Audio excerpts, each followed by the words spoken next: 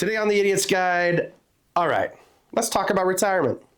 That mythical era, the golden years, when you finally get to sleep in, travel the world, or just hang out yelling at squirrels. But here's the catch. Whether you get to truly retire or not often depends on the financial choices that you made all along the way. So is retirement a dream or a never-ending work meeting? Let's find out. Today, what we're going to do is we're going to cover some of the big decisions to watch out for, the common money moves, that, the good ones and the bad ones, and how to actually enjoy retirement when you get there. I'm your host, Adam Richardson, aka the Profit Hacker, and I'm joined by the man in charge, Mr. Joe Haslam. Welcome to the Idiot's Guide.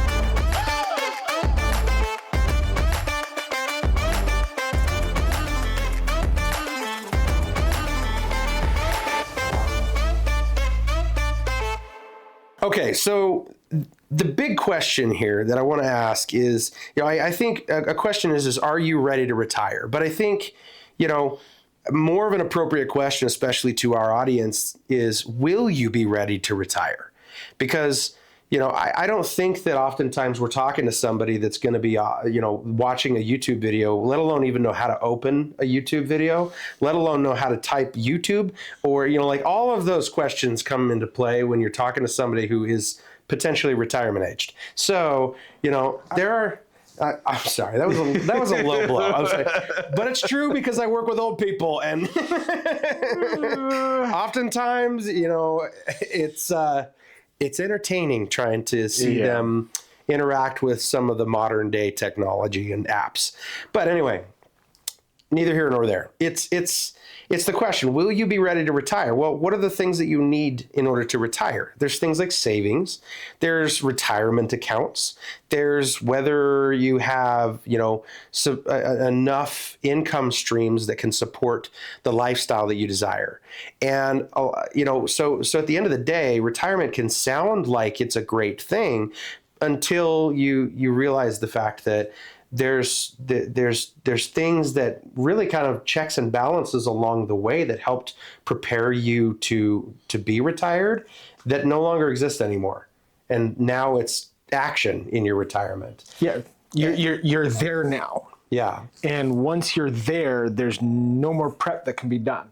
Right. You just hope that you're ready for it. Yeah. And I think, that's a hard reality for some people. I hope it's just a few, but also that I think it's often more common now because of our culture of spending and that kind of stuff. But when you talk about I think we want to be careful using the word consultant, because in the world of retirement, not just retirement, but when you talk about investments or retirement options, usually somebody has to carry a really fancy certificate in order to do that. And I know you have a very special place in your heart for those individuals who carry a fancy certificate. Yeah. So people there's a certification called a Certified Financial Planner that is really just a glorified salesperson. And it really irks me that they put themselves out there as, we are financial planners, we are financial people, when in reality, all they're doing is selling you a product. It's just an investment account. It's a retirement account that they're making a percentage off of. They're making the fees off of. They're making a commission off of. All they're doing is trying to sell you a program that really questionable how much it actually helps. Yeah. Because you can set money aside. You can set into a savings account. You can put it into a money market account. There are a lot of places that you can put this money that you don't necessarily need to put it into something like one of these programs that they're trying to sell you. Mm-hmm. And you can find a lot better programs than what they're trying to sell you. But that's just it. They are selling you a product. They are not someone who's going to sit down with you, look at your finances, tell you, oh, this is where you can cut costs, this is where you can maybe save on some of your income. They're not doing that. They're just selling you a product. And so that's why I have a hard time with them being called financial planners, because they're not. Right. They're just selling you something.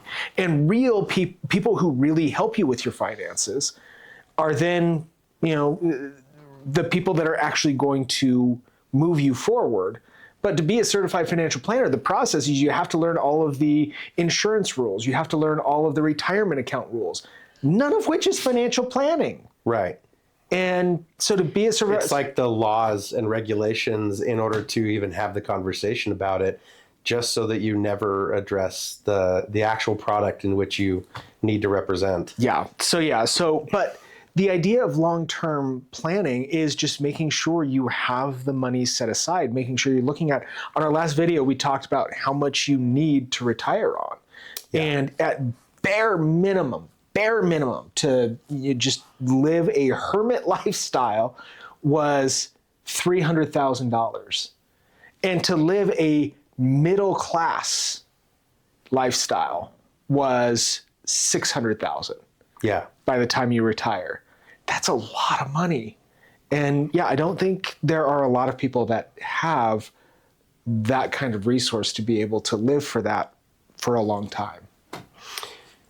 And I think, there's a pro and con to retirement that we don't consider. Like, everybody thinks about retirement about the freedom to do what you want, have your own schedule. You're just like, yes, I'm good, I'm free, And then on the other side of it is this, what if there's financial gaps, or, poor planning ahead of time could really make you have to, or force you to have to work longer or stay in the workforce longer. You and I got to have a shared perspective when it comes to the idea of retirement of, it's not necessarily retirement. It's just what kind of work I'm doing now. Like it's an adjustment to what's continuing to stimulate me because I don't want to be stagnant. And I personally, I don't think retirement is a good thing. Maybe when I'm like 90 years old and I'm walking around with, a walker and a cane, but in high school, there was a substitute teacher. She was older than dirt, and she was crotchety and cranky, but she loved what she did. She loved coming in and just babysitting them teenagers. And and she walked around with her cane and her walker, and she was still a substitute teacher. I don't know how good she was. I mean, she was great at babysitting teenagers, but realistically, if you enjoy doing it, why would you ever just sit at home all day? It doesn't make any sense. Yeah. I think thinking about the success of good financial planning, good perspective with that. If your retirement is, endless golf and your meal plan is endless ramen, you've got to work on that plan. Yeah.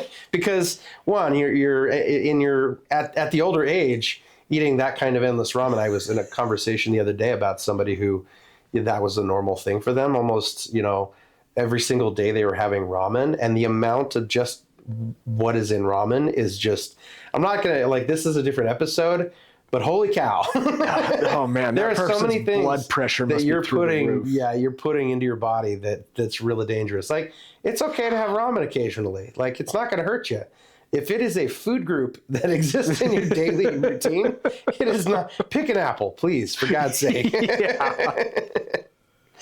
So I think the goal in this is just take a look at this stuff early. Take a look at your finances and try to put some of those things together, as early as you possibly can, because it's only going to continue that improvement or get better and better in the long run, because you can't predict the future. You don't know what that's going to look like. And having at least some kind of a plan in place helps buffer anything else that may come along the road that might derail some of that progress. Yeah. If you have nothing and you just eat ramen for a living, then it's going to be a really fun retirement working for, a construction company or whatever. Yeah. I don't know, greeting at Walmart. I don't know. Yeah. They always say that, but then I was like, I don't know if that's necessarily I don't know. If I was 90, I probably would be a greeter at Walmart. You know? Other than that, it's not stimulating enough. So, hey, if you're enjoying this episode and dreaming about your perfect retirement, or just trying to figure out how to make it happen, help us keep the conversation going. hit that subscribe button so you never miss an episode, and give us a like if today's tips give you something to think about. Here's the big one. Leave us a comment. Tell us your ultimate retirement goal. Is it traveling the world, starting a new hobby, or just yelling at your front lawn? We'd love to hear from you, and your thoughts might even inspire the next episode. So subscribe, like, and don't forget to share your retirement dreams with us in the comments. Let's plan for that future. So there are some things that during a retirement age are kind of common in the sense of, decisions that you have to make financially. And some of them are good, some of them are bad, and some of them might end up being mistakes. So, let's say, for example, I have a mansion that I live in, and I'm planning on $300,000 to retire with, and just the light bill alone is going to kill me. Yeah. So, maybe it's an option about like, oh, do I need to drive the Ferrari? Or, in Utah, it's probably an Escalade. So it's a gas guzzler. Yeah. And then, do I need to live in a 4-bedroom, 5-bedroom house? Maybe, but at the same time, like if it's just my wife and I, or like at this age, I don't know, like whatever it looks like at that, where you are, I got to really think, am I living in a situation where I don't really need as much space as I have? Like, do I need to downsize? Those sorts of things. Yeah, and downsizing is a great way. So when you think about, how much money you need to retire on, if you're sitting on a ton of equity in your house, and that's where a lot of the value of your assets are, not just liquid cash, but in actual home, then yeah, sell the home. Sell the home when the price values are high, and then take that as an opportunity to just build up that balance in your bank account. Yeah. Get an RV and travel, or get a little small house because you don't need anything big. Your kids can find their own place to stay when they come for the holidays. It's an opportunity to be able to use that equity to your advantage. And so, when you think about, the big house that you have, that's a lot of maintenance on the house. That's a lot of bills. That's a lot of utilities. That's a lot of utilities for, heating it or cooling it that you don't really need because you're not really using the vast majority of that house. Yeah. All those things that go into a larger property, even the property taxes are higher on bigger houses. Everything is just more expensive with a bigger house, which is where a lot of people get in trouble when they go from their starter home to a big house. They think, oh yeah, my payment's going to go up, but then they forget about all that other stuff that goes up with it. And so this is an opportunity to be able to take that and say, okay, I don't need this anymore. My kids are out of the house. They're grown. We're done. I can now downsize to a much smaller place. Mm-hmm. And this is just a great opportunity to do that. And then you turn that asset into liquid cash that you can then use for long term. Yeah, I mean, there's things that you can do if you have some of that little bit more liquidity to some of the larger things that you used to have that you needed at the time. Now you've downsized, that helps you in a position for particular health care needs if mm-hmm. that arises. And also, like you said, bolsters the retirement savings, those are both elements that are really, really something that you need to pay attention to during those years. Yeah. But sometimes there's pitfalls in that where all of a sudden you take up, knife making, and, you have to buy a garage, and then you have to buy I can't remember what that called, like the forge. Forge, that's what it's called. I was like, kiln? Is it kiln? I was like, that's pottery. Well, you need a kiln to, now my brain fart is going, so after you heat it, you set it, and then you kiln it. There's a term for it, I can't remember. But yeah, so there's a process that they don't ever show you in the forging, that you have to actually heat it at a set temperature for a set amount of time in order to set all the metal and all the the grain and everything in that position. So it's not just you forge it and you're done. You have to actually heat it. And I take me as a good example of this, where I'm like, I would be the guy that took up, knife making, but I don't have a lick of anything to help me do that, nor of space. So, well, talking about healthcare costs and injuries and things that are going to be happening, you take up knife making. It's not just the cost of having the garage and all that. You're going to need that extra when you drop it on your toe and you have to have your toe reattached. So overspending on some hobbies might not be the best thing. The other thing that can arise still is, kids are still potentially around, and your children may come into some financial needs that you in your lifetime may have faced. Their kid, your kid's kids, and all that kind of stuff. Like, it trickles down the line at that point. You're talking a couple generations at least. And and that might be something where that's an ask that exists out there in the situation. And then underestimating anything medically that may arise, like, granted, it's there's some amazing healthcare, but healthcare has a price to it. And, if you break a hip accidentally and you have to replace it with some titanium's pretty pricey, Like, hopefully they'll have some robotic thing in the future that I don't have to. I'll just be like, leave it broken. It's fine. I'll just put a robot leg on. Working on it. But so the idea is downsizing. Here's a pro of this: is downsizing can free up funds for travel or hobbies or other things, and like we said, bolstering savings. But the other side of that is, the con of that is unexpected costs, like medical or home repairs, can really derail those plans. So, the idea is, like, an RV looks good, but if it's eating up all of the savings because you're, traveling back and forth across the country every single week, you might want to consider, staying at one KOA longer than that. Hopefully you're not at a KOA. Hopefully you have a little better option, but yeah, I mean, and that's the thing. I mean, you got to take a serious look at your finances. It's not just, oh, yay, I'm retired, it's all done, because that's going to lead into a lot of problems. You've got to sit down, understand where you're at, understand where you're going. And that's where a real financial planner, someone who's actually going to sit down with you, an accountant, someone who knows your finances, and that's, again, an accountant is really good for that. Because they know your taxes, they know your situation, and they will give you that financial advice. They're not just there to sell you an insurance product or an investment product. They're there to actually help you with your finances. Yeah. And I think I'm going to adopt this term. So the other thing that could happen is basically,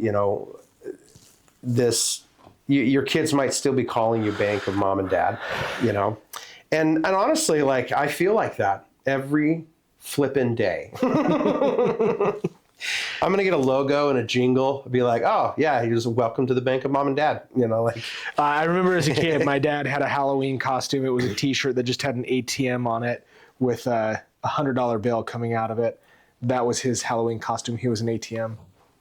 I think a good point or a good idea with that is, like, if you are the bank of mom and dad, it's okay when your kids are younger and that kind of stuff. Like, my kids are still minors, and they're very dependent on me in order for them to exist, and I'm grateful that they let me have that opportunity. But it's the time when they have kids, or even their kids have kids, when you start going, okay, hold up a sec. Like, if you are still bank of mom and dad at that point, it's time to close the branch. Like, it just needs to be shut down. So, it's okay to be able to downsize, to pursue a little bit more flexibility in basically all fronts, from your healthcare to, your living situation, so it's not so costly, to the vehicles. But make sure that your utilization of that extra cash liquidity is really done with a good plan. Right? Yep. Okay. Well, hey there, retirees, or those dreaming of the day. Whether you're planning to kick back in your golden years or wondering if you'll ever actually be able to say goodbye to that 9 to 5 grind, here's the deal. Your financial choices today can make or break that future.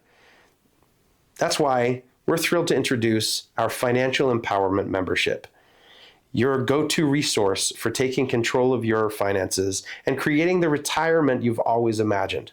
From expert advice on maximizing your retirement savings to tools that help you plan for the long haul. This membership is like a personal trainer for your wallet. And it's not just about retirement. It's about giving yourself options, freedom, and confidence at every stage of your financial journey. So why wait? Future you is already cheering you on. Check out the link in our show notes to learn more about the Financial Empowerment membership and start building the retirement you deserve. Now, back to the show. So, I think one of the most important things about retirement is trying to enjoy it. Because if your retirement sucks, like that's a really, really big highlighting point of your life. And if it is garbage, like I don't want it. I probably wouldn't retire because we agree that it just means I'm adjusting how I'm making money. Yeah. One of the big problems that people run into is when you retire, you are no longer engaging. Yeah. You're no longer using your body, you're no longer using your brain, and that is very damaging to a lot of people. Well, statistically, they even say there's evidence that shows it's part of that value and being in motion, being effective, and having some kind of matter to your existence, sort of thing. Mm-hmm. That once that kind of drops off the radar and you're just kind of quiet, home alone, you're stagnant, like. Statistics show you aren't going to live much longer. Yep. Death comes quickly when you are not active. Yeah. And so that's why it's important. And another thing with retirement is, I always give the example, you're working so hard and you're moving, and then retirement is this brick wall that you just run into. And if you just run into this brick wall full steam, that is just so bad for you emotionally, intellectually, socially. You can't do that. And so when you're looking at retirement, you think about, okay, here's the amount that you work, here's the amount of free time when you're, doing your regular job. Retirement should not be an instant, because that's a huge hit. What you need to do is you need to start planning your retirement and start slowly adjusting into retirement. And so now you're working part-time, and part-time enjoying yourself with whatever hobbies or other things. Because now this is a gradual move. And this helps financially too, because if you're still working when you start looking at these hobbies you want to do, such as your knife making, you still have money coming in where you can start buying the equipment for that hobby. And then you start spending more time with that hobby, getting good at it. And then you start adding some other hobbies, when you start cutting off toes and fingers. By the way, it's bladesmith. Oh, sorry. When you're a bladesmith. And so eventually you're going to get to this point where now in retirement, it's been a transition into a retirement lifestyle where you're no longer working, but you are fully fulfilled in your hobbies and other things so that it's less of a jolt, it's less of a difficulty, and you're going to enjoy it so much more because you've slowly transitioned into it. And so that's, I think, one of the biggest things is, financially, enjoyment-wise, it's getting to that stage where you are still engaging socially, intellectually, physically, so that it is still a fulfilling process. I think one of the things that I like, it's a contrast is you go when you're 15, 16 years old and you get that first job, there's not a lot of expectation for you to just be the master. Okay. But it's stimulating. You're learning, okay? Now you've done that. You've done all this stuff and you had that first introductory job. Well, I feel like something that just kind of keeps you stimulated is that same environment. So you just full circle. Like you even progress maybe potentially further than that by ending up in diapers a few years later. So the circle of life. You start in diapers, you end in diapers. So, oh, joy. This is why I won't ever actually retire, because I don't see, a lifestyle where I'm just going to enjoy doing nothing, or have hobbies where my hobby is working. My hobby is business. Right. And so it's just, I don't ever see myself in that position to ever want to retire. Yeah. Retire I think it's tradition. Position yourself in a more strategic way where you might be able to take advantage of, how you have created good income streams. Hopefully, like in my thoughts is I don't want to necessarily be something where I'm punching a 9 to 5. It's something more where I have the creative license because of what I've built, that if I want to spend a summer in Greece, I can afford it. Yeah. Well, that's stuff, and still have like the income streams aren't dependent on my presence. That's what I want to build. And look at, where is your money at? So one thing to think about is if you've got $600,000 set aside in a savings account, money market, 401k, wherever it's at, how much money are you making off that 600,000? Right.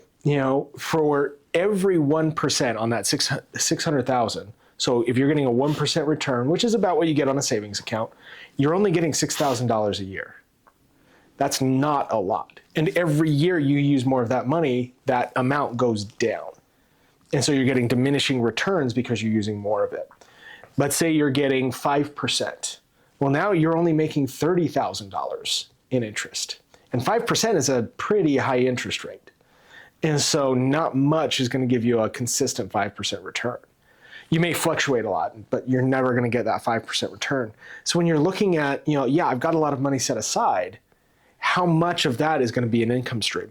If you're using that money to invest in businesses, invest in, stable industries, well, that can then produce a much better return that actually produces a cash flow income. And then you're looking at, okay, I've got this amount set aside here, and it's reserved to produce here. I've got some in savings, some in a business, and I'm getting X amount to cover my everyday expenses.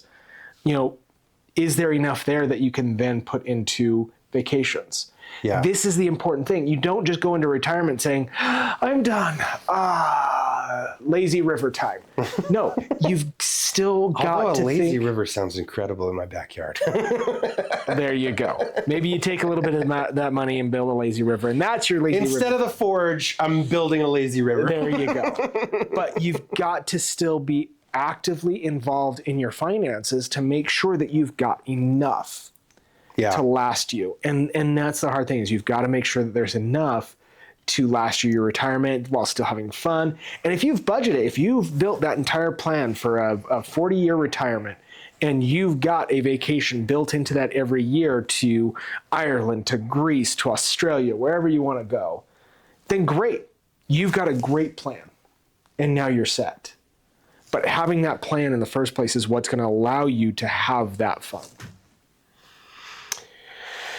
Well, and I think we've really stressed the emphasis of a plan, having that stuff, because if you just jump into it thinking, like you said, I'm going to relax on a lazy river in Greece, then it's probably going to run out of money. You're going to run out of money pretty quickly. You have to have that perspective of longevity, because you're not generating money.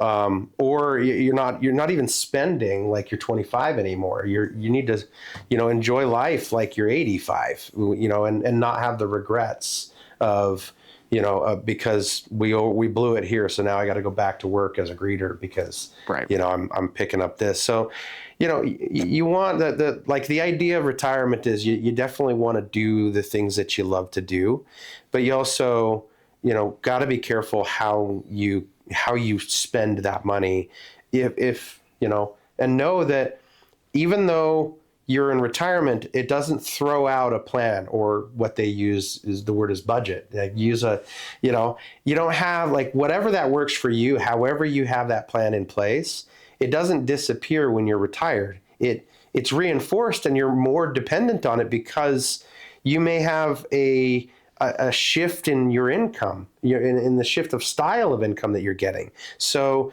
if that's the case, then you need to make sure that that plan that you have in place to make sure that your livelihood is taken care of is set still, and you have a good plan there, But I think it's really kind of something important is to focus on creating the balance between fun and financial stability so that you can continue to enjoy the golden years to the fullest that they can be, and not be chained down with some kind of obligation in the process of that. So just to recap, step one, make sure you're ready. If you're younger, and this is the idea of like, will I be ready to retire? A lot of it has to do with financially and also emotionally. Those opinions vary. Our opinion is different than your opinion might be about what retirement looks like. And, it might be something where you're like, I really, really want to yell at squirrels on my front porch. And that's it. That's that. I'm content. And I'm like, hopefully it makes money. That's all. Like Step two, watch out for the common money traps. Plan for healthcare that comes up. Don't get the RV that just, the giant lemon driving down across the country, sucking all the gas out of your life, And then 3 is retirement is what you make of it. So find what makes you happy and budget for that wisely. Plan for it wisely. I hate the word budget. I know. And you know that. I know. I'm sorry. That's like a budget is a swear word in this house. Okay. You'll get soap in your mouth if you're not careful. Yeah. Did you ever get the soap in your mouth? Oh, many times. And yeah, I'm not going to go into that, but yeah, don't do that. If you are doing that, you are an awful person. I had a friend of mine who he was raised by, this is totally rabbit hole, but Tabasco sauce. They would put Tabasco sauce. He absolutely hates it. Like the smell of it causes anxiety. I'm like, oh, poor guy, man. Tabasco's delicious. Yeah. No, there's a lot of ways to mistreat children and call it punishment. Yeah. Anyway. So retirement isn't about stopping. It's about starting something new. Whether that's traveling the world, perfecting your golf swing, or just enjoying your free time. The right financial moves will make it happen. So plan ahead, keep your squirrel yelling to a minimum, of course. And remember, retirement is just the beginning of your next great adventure. Anything else you want to add? No. Time for Jokes with Joe. All right, here we go. All right. How does a spider go into battle? Oh, I don't know. Well armed. That's terrible, Joe. I know it. It's great. I love it. Oh, man. So we've reached the end of our show for today. Thanks for listening. Thanks for watching. Don't forget, like and subscribe and comment. Life's too short. So keep laughing and learning. And remember, idiots have way more fun. Check your shoes.